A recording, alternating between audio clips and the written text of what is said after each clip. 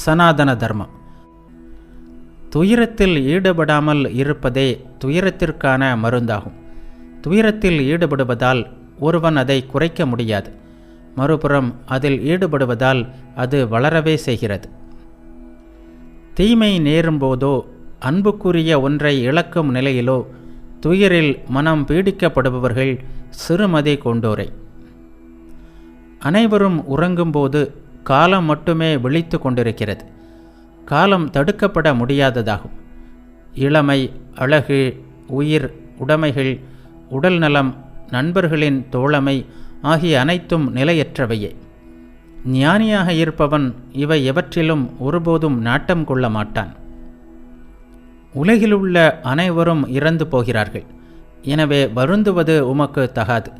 துயரில் ஈடுபடுவதால் ஒருவன் இறக்கலாம். ஆனால் துயரத்தில் ஈடுபடுவதால்